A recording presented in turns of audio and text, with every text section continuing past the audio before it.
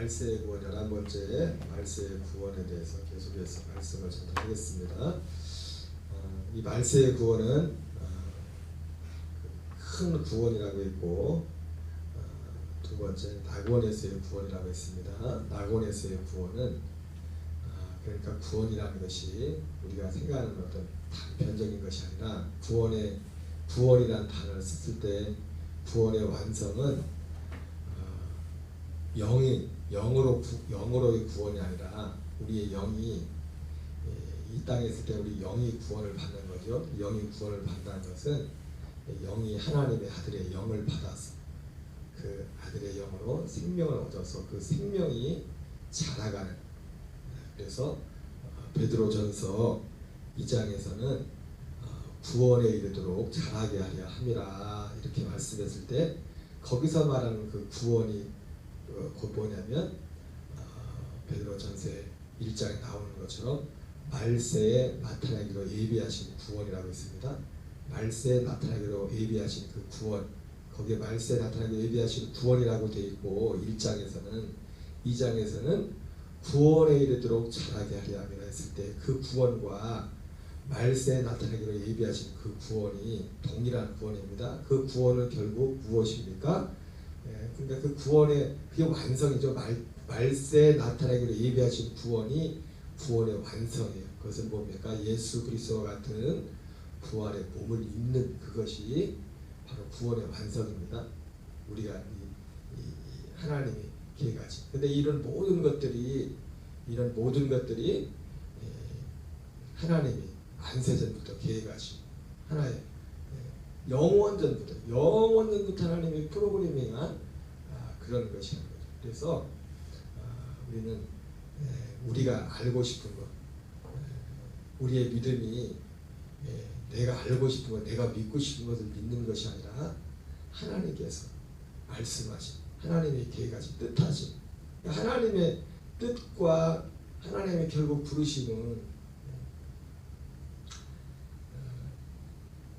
어제 어느 목사님 설교를 듣다 보니까 그 개그맨 중에 우리나라 유명한 개그맨이죠. 이경규 씨가 어느 프로그램에 나와서 어떤 스님한테 뭘 얘기를 하다 물어봤대요. 참 굉장히 유명한 분이잖아요. 유명하고 사람들한테 인지도 있고 그런 분인데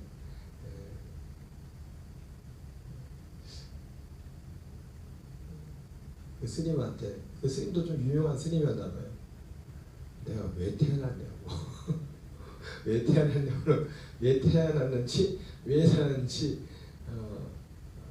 왜 태어났는지 내가 왜 사는지 그걸 물어봤대요. 순간 이 스님이 이제 당황을 하더만 그 말을 하더래요. 뭐라고 말을 하냐면 태어났으니까 사는 거라고 그러냐고 또 이경규 씨가 그 말 듣더만 그러냐고. 말장난이죠. 그런 말은 못합니까? 태어났으니까 사는 거라고. 그 주변에 예수 믿는 사람이 없는 건지 안 물어봤는지 모르겠지만 왜 태어났는지. 그런데 사실은 어떤 면에서 보면은 교회 다니시는 분들 중에서도 왜 태어났는지 왜 살았는지 이것이 불분명한 사람들이 참 많아요. 그래 실제로 이게 왜 중요하냐? 오늘 우리가 사는 것이 사도 바울이라는 사람은 그게 분명했고 그것이 그의 삶이었잖아요. 그죠? 저도 이렇게 말하지만 바울은 실제로 우리의 바라는 것이 다만 이 세상에 사는 뿐이면 우리가 가장 세상에서 불쌍하다고 했을 때 그 말 속에는 바울이 자기가 왜 사는지 왜 살아가는지 그 분명한 이유가 그 한 절 속에 담겨있다. 왜 태어났는지, 왜 사는지 뿐만 아니라 왜 태어났는지. 결국 그 사도 바울이 그 말을 했던 고린도 15장은 지금 부활에 대해서 말하고 있잖아요. 그죠? 부활이 구원의 완성이란 말이에요. 베드로전서 2장에서 말한 구원에 이르도록 자라게 하려 함이라고 했던 그 구원, 베드로전서 1장에서 말한 어제 봤던 말세에 나타나기로 예비하신 그 구원. 그 구원이 바로 바울에게 있어서 그것이 그가 이 땅에 태어난 목적이고 이 땅에 태어난 목적이고 이 땅에 태어나서 우리가 예수님을 믿어서 그 우리가 산 만큼 부활해 먹는 거야. 믿은 만큼. 생명 먼저는 우리가 바른 믿음, 바른 복음을 들어서 정말 그리스도로 예수 그리스도로 거듭나야 되고, 거듭나는 것이 끝나는 것이 아니라 거듭나는 그 영이 자라가서 그 자라나는 만큼, 물론 그 자라는 것은 주님이 하시죠. 주님 백가죠. 주님이 먼저 하시죠. 주님이 우리를 보시겠죠. 우리 자신도 어떤 면에서 어떤 부분에서 얼마큼 내가 믿음이 자랐을까, 어느 정도 또 알 수 있는 부분도 있겠지만은 그것이 바울에게 있어서는 그의 삶이 분명했어요. 왜 사는지, 사는 목적, 왜 태어났는지, 왜 사는지. 결국은 하나입니다. 구원이에요. 구원. 근데 그 구원이 우리가 생각하는, 어제도 말씀했던 것처럼 예수 믿고 죄 사함 받은, 우리는 여전히 죄인이고 부족하고 연약하기 때문에 주님의 십자가가 필요합니다. 십자가. 여러분, 십자가를 붙들면, 십자가는 어떤 것입니까? 예수님의 십자가는 계속 붙들고만 있는 것이 아니에요. 십자가는 내가 함께 죽고 그 다음 단계로 가라고 있잖아요. 거기는 버려지고 내가 죽고 왜 죽어요?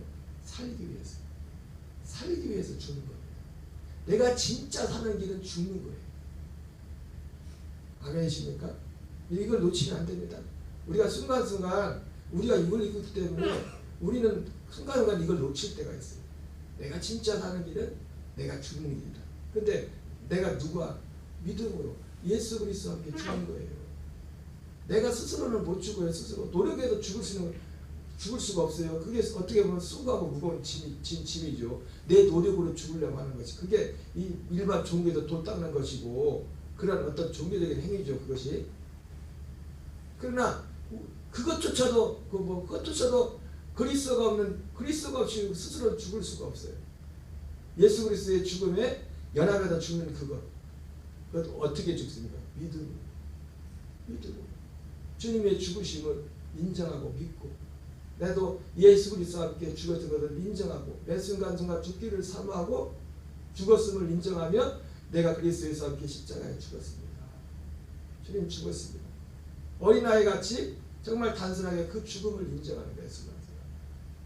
죽음을 사모하고 죽음의 실체를. 그래서 이 말세의 구원은 바로 어제 낙원에서 구원이라고 했죠. 낙원에서의 구원은 몸의 구원이다. 몸의 구원. 그래서 마태복음 10장 28절에 지옥도 마찬가지죠.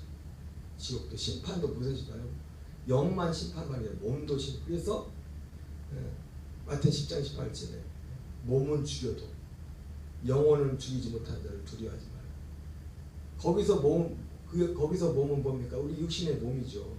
그 뒤에 뭐라고 할까? 그러나 몸과 영혼을 능히 지옥에 멸하실 자를 두려워하라. 지옥은 몸과 영으로 가는 거죠. 진짜 지옥은 불못, 계시록 20장에 나오는 믿는 자들만 부활하는 것이 아니라 믿지 않는 자들 부활한다. 그리고 우리가 부활절에는 항상 우리는 예수님의 부활과 우리 믿는 자들의 부활, 그 부활하면 그것만 생각하는데, 아니 예수님이 요한복음 5장에서 믿지 않는 자도 부활한다잖아요. 생명의 부활이 있고 심판의 부활이 있다고 하잖아요. 그 부활이 뭡니까? 몸을 입는 거, 몸을. 심판도, 구원도 심판도 결국은 마지막 완성이 뭐냐면 몸이라고요. 몸을. 예수님이 어떤 목적에서 예수님이 하나님이시지만 예수님이 사람의 몸으로 오셨던 목적도 뭡니까? 예수님도 몸을 갖기 위해서. 예수님이 그 전에 부활한 적 있어요? 예수님이 부활을 2번 하셨어요? 예수님은 부활을 몇 번 했어요? 예수님도 딱 한 번 했죠. 사람의 모습 와서. 예수님이 하나님인데도 하나님도 몸을, 그 부활의 몸을 처음 입었다고, 처음 가졌다. 그 몸을 처음 가졌다. 우리도 예수 그리스도 같은 그 부활의 몸을 입는다 해서 예수님은 부활의 첫 열매라고 그렇게 말씀했죠. 그래서 이 말세의 구원은 낙원에서의 구원이다. 그래서 우리가 하나님이 말세에 나타나기를 그 베드로가 그 소아시아에 흩어져 있는 그 교인들한테 편지를 쓰면서 성도들을 향해서 성도들이 어려움이 많이 있었나 보죠. 여러 가지. 그때 당시는 물론 예수님을 믿는다는 그리스도인이라는 이유 하나 때문에 당한 어려움들도 많았죠. 초기에는. 그죠? 그들에게 내가 위로하는 차원에서 서로 말세에 나타나기를 얘기하신 구원을 얻게 하여 믿음으로 말미암아 하나님의 능력으로 보호하심을 입었으니 이렇게 말씀하셨어요. 어제 제가 그 믿음이 뭐고 하나님의 능력으로 보호하심을 입는다는 게 뭔지 말씀을 드렸죠. 그죠? 믿음도 믿음 나름입니다. 뭘 믿느냐 이거죠. 뭘 믿나? 하나님의 보호하심도 하나님의 보호하심이었어요. 보호하심 나름이었어요. 우리가 생각하는 단순히 어떤 우리의 외부적인 어떤 환경의 그런 보호하심, 우리는 보호하심 하면 그것만 먼저 떠오르잖아요. 물론 그런 하나님의 보호하심이 있습니다. 하나님의 그런 보호하심이 있어야 되고, 실제로 사도 바울도 디모데에게 편지를 쓰면서 세상의 임금들과 높은 자인 사람들에게 기도하라 했잖아요. 왜요? 우리가 예를 들자면 뭐 지금도 이스라엘이나 우크라이나 지금 전쟁이 나서 난리지 않습니까? 벌써 1년이 넘어가지고 그런 환경이, 그런 상황 속에서 우리가 정상적에서 예배를 할 수 있겠어요? 말씀을 들을 수 있겠어요? 정상적으로 기도할 수 있겠어요? 지금 그런 면에서 하나님의 이런 보호하심들이 우리에게 필요한 거죠. 그래서 그것을 위해서도 기도하라고 하잖아요, 사도 바울이. 하지만 베드로 사도가 말한 그 보호하심은 그 보호하심이 뭡니까? 우리의 믿음을 보호하는 거죠. 어떤 믿음을 보호하는 거죠.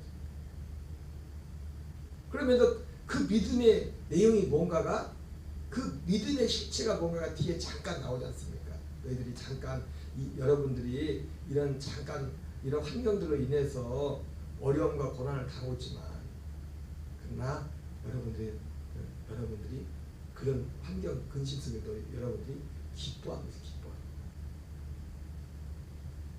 기뻐한다.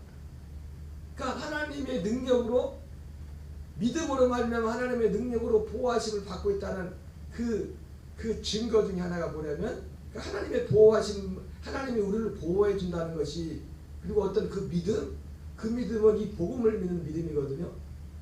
여러분, 하나님의 진정한 보호, 우리의 진짜 하나님의 우리의 보호는 뭡니까? 우리의 육체를만 보호하는 게 아니에요. 그래서 마태복음 10장 방금 28절 말씀처럼 몸은 죽여도 우리는 모든 것이 육신의 하나님의 보호를 우리 눈에 보이는 몸에만 초점이 맞춰 있어요. 그거 어쩔 수 없을 수도 있어요. 왜? 육을 입고 있기 때문에 어떤 부분에 있어서 우리가 조심하잖아요. 그러나 예수님도 뭐라고 합니까? 몸은 죽여도 영혼을 죽이지 못한 자를 두려워하지 말고, 그렇게 말씀합니다. 우리가 이런 거기서 영혼은 아마 원문을 보면 거듭난 영이 아니라 푸시케 혼을 말하는 거예요. 혼 생명, 목숨. 우리 영원한 목숨을, 몸과 영혼을 능히 지옥에 배할 자를 두라, 그렇게 말씀했는데, 하나님의 그 능력으로, 믿음으로 말미암아 하나님의 능력으로 보호하심을 입었다는 것이 단지 어떤 외적인 것이 아니라, 사실 어떤 외적인 면에서 지금 그 사도 베드로의 편지를 받는 성도들이 지금 굉장히 어려움과 고난 가운데 흩어져 있는 성도들이 어려움을 당하고 있잖아요. 환경이. 그러면 어려움을 당하고 있으면 그게, 근데 사도 베드로가 했던 하나님의 능력으로 보호하심을 입었다는 것은, 물론 그 환경에 대해서도 여러 가지 다른 말할 수 있는 게 있겠지만, 그 능력으로 보호하심을 받고 있다는 그 핵심이 뭐냐면 우리의 믿음에 관한 것이죠. 믿음으로 말미암아, 어떤 믿음으로 말미암아 하나님의 능력으로 보호하심을 받았는데, 그것이 너희 안에 오히려 너희가 그 안에서 기뻐한다. 그 증거가 기뻐. 하나님의 능력으로 보호하심을 입고 있다는 것이 기뻐한다. 여러분, 그 기쁨이란 것이, 그래서 근데 그 기쁨이란 것은 어떤 믿음과 관련된 거예요. 믿음. 세상에서 주는 그 믿음과 다른 거예요. 우리는 예수 그리스도께 믿음을 달라고, 평강을 달라고 우리가 기도해서 믿음과 어떤 기쁨과 평강을 어느 순간 얻을 수 있죠. 그렇죠? 그런데 이 믿음과 이 평강과 이 기쁨은 달라고 구하는 것이 아니라, 여러분 이 평강과 기쁨은 우리가 평강과 기쁨을 예수님께 주님 저에게 평강을 주세요. 뭐 이렇게 기도를 할 수 있죠, 그죠? 근데 중요한 건 뭐냐면 진짜 평강은 예수 그리스도 자신이 평강이라. 진짜 기쁨은 예수 그리스도 자신이 기쁨이라. 그 예수님이 그런 말씀하죠. 요한복음 14장 7절에서 내가 너에게 평안을 주노니. 예수님이 부활하시고 나서 제자들을 만나서 제일 먼저 하신 말씀 있어요. 평안을 너에게 끼치노라. 나의 평안을 내가 평강하라. 평안을 나에게 끼치노라. 이 평안은 세상에 주는 것이 아니다. 예수님이 우리에게 부활하시고 오신 목적, 이 구원의 내용 중에 믿음의 내용 중에 뭐냐면 우리에게 평강과 기쁨을 줘요. 근데 그 평강과 기쁨이 어떻게 해요? 예수 그리스도 자신이 평강이고 예수 그리스도 자신이 기쁨이라고. 그러면 우리에게 그 기쁨과 평강이 어떻게 주어지는 겁니까? 평강 자체 되시는, 기쁨 자체 되시는 그리스도와 연합하면 거기서 그냥 나오는 겁니다. 기쁨이. 거기서 평강이고 환경은 그게 하나님의 능력으로 우리를 어떤 믿음으로 말미암아 하나님의 능력으로 우리 성도들을 하나님이 보호하고 있다는 거예요. 이 믿음으로 살고 있는, 그래서 왜 그렇게 보호한다고요? 말세에 나타나기를 예비하신 구원을. 그러니까 하나님이 계획하신 프로그래밍한 구원이 예수 그리스도를 통해서 프로그래밍한 그 구원이 바로 이런 모양이란 말이에요. 그래서 이것이 말세에 나타나기를 예비하신 그 구원에까지 연결돼요. 여러분 하나님의 능력으로 보호하심을 받는 저와 여러분 되시기 바랍니다. 하나님의 능력으로 보호하심을 입으려면 믿음으로, 거기 앞에 나온 거죠. 믿음으로 말미암아. 믿음으로 말미암아. 무엇을 믿음으로 말미암아? 이런 복음의 내용을 믿음으로 말미암아. 이걸 믿음으로 말미암아.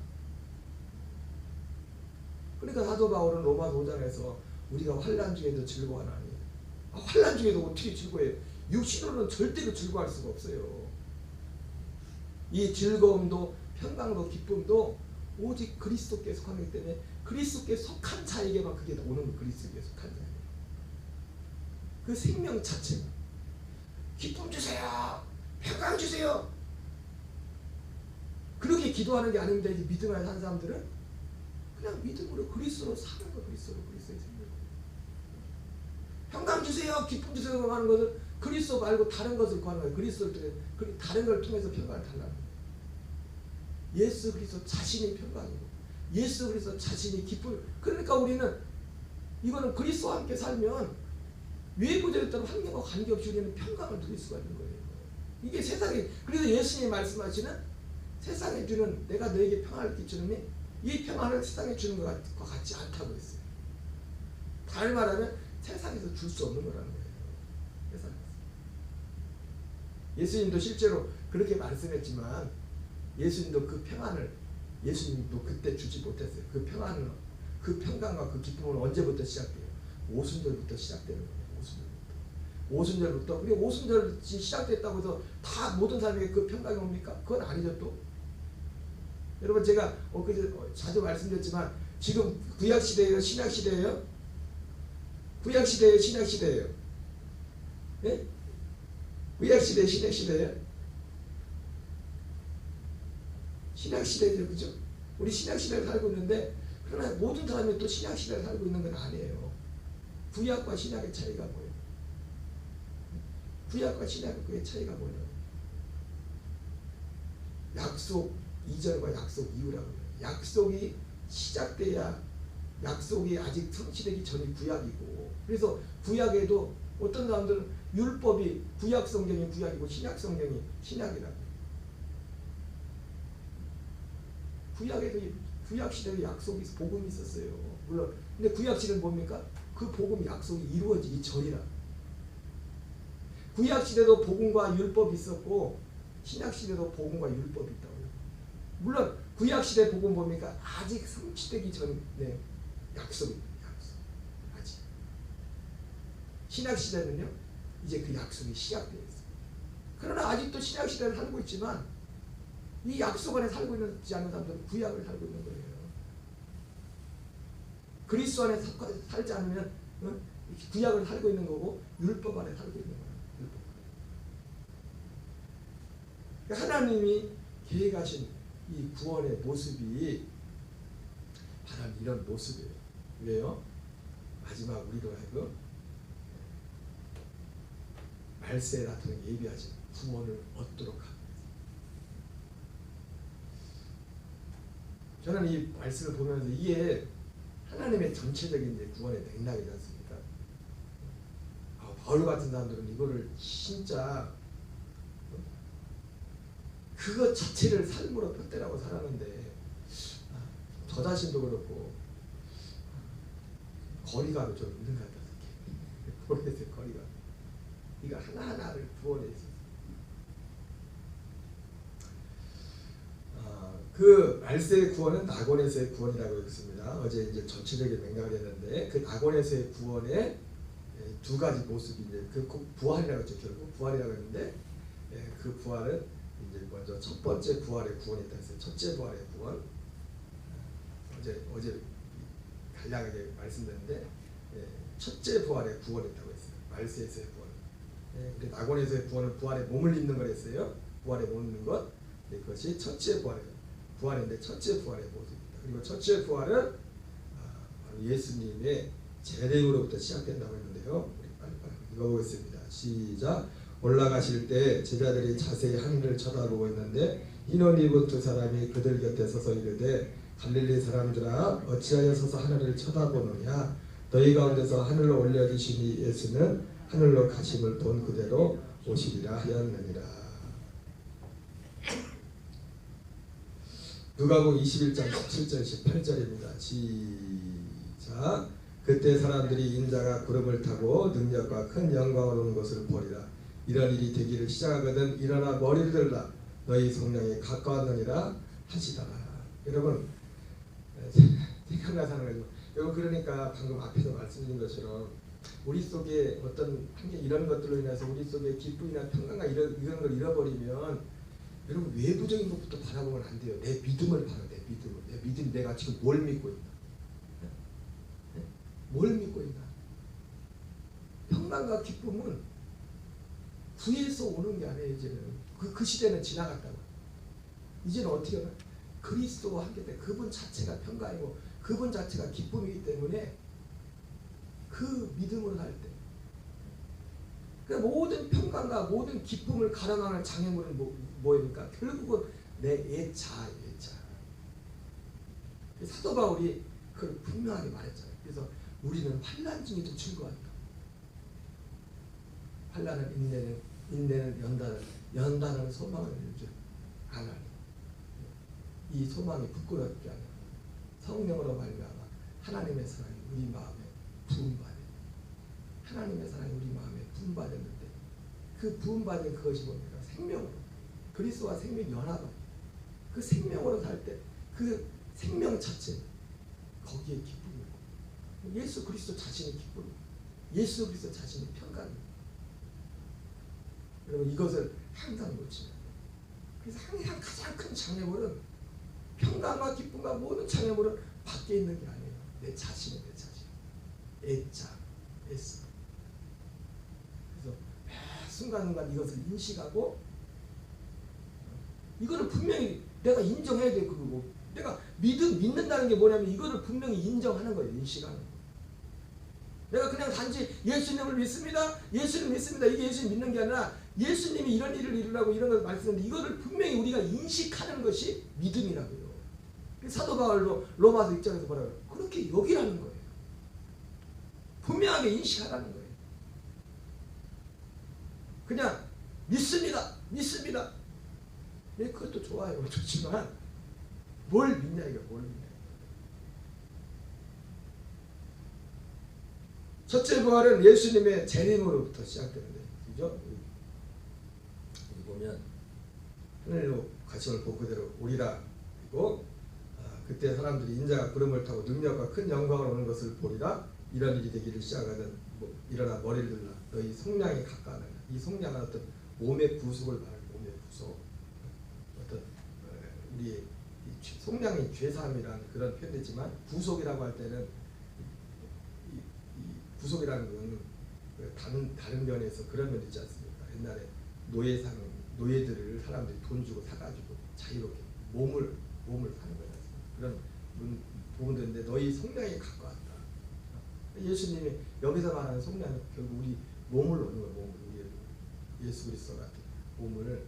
그리고 누가복음 21장 29절 31절 읽겠습니다. 시작. 이에 비유로 이르시되 무화과나 무화 모든 나무를 보라. 싹이 나면 너희가 보고 여름이 가까운 줄을 아나니 이와 같이 너희가 이런 일이 일어나는 것을 보거든 하나님의 나라가 가까이 온 줄을 알라. 그래서 구원은 결국 우리의 이것이 이 히브리서 9장 15절에 나오는 것처럼 영원한 기업, 영원한 기업에 나는 영원한 기업, 영원한 우리를 구원하신 목적은 영원한 기업의 약속을 얻기 위함이라고 그랬잖아요. 영원한 기업의 약속. 거기서 말했던 바로 우리 믿는 자들의 영원한 기업은 여기 나왔던 너희의 속량이 가까웠다. 이렇게 말했는데 우리의 몸을 넣는 거. 우리의 기업은 몸입니다. 예수 그리스도와 같은 그 몸을 입는 거라고요. 우린 별로 실감이 안 나죠, 그죠? 우리하고 바울의 차이가, 저하고 바울의 차이가 그거예요. 바울은 그게 너무너무 실감이 났어요. 그게 실감 나는 만큼 우리의 몸도 주님 앞에 드려져요. 사도 바울은 진짜 그의 생명 모든 걸 다 드렸잖아요. 왜? 이걸 드려가지고 육의 것을 들여서 심어서 영의 것을, 신령한 것을 얻는다고 했잖아요. 사도 바울이 몸을, 맞습니다.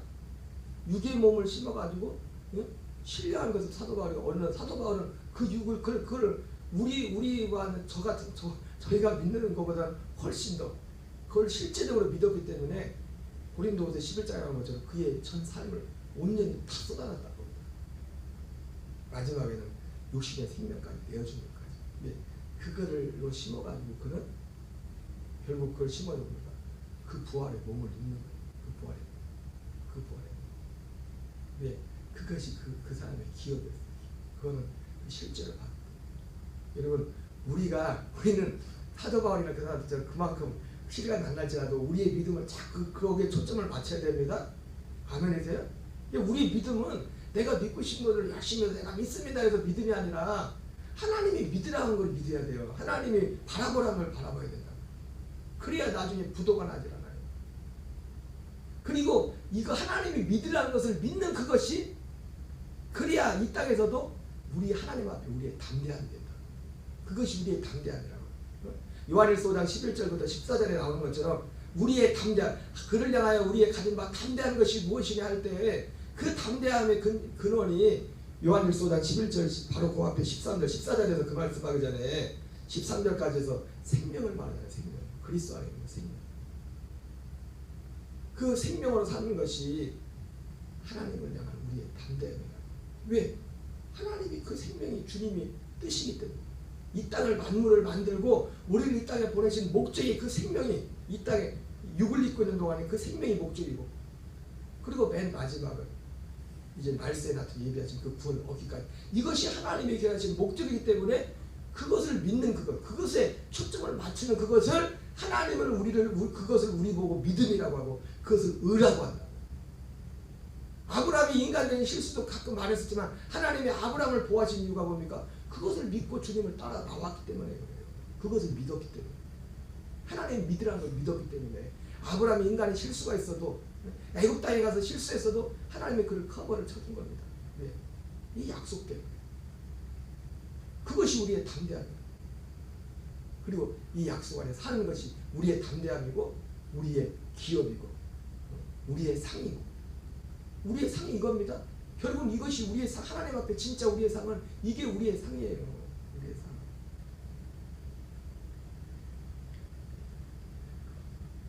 한날도 우리의 믿음의 초점, 이 믿음. 하나님이 우리에게 약속하는 그 믿음. 우리는 잠깐만 정신차면 다른 데로 순간으로 갈 때가 너무 많습니다. 항상 고정, 초점.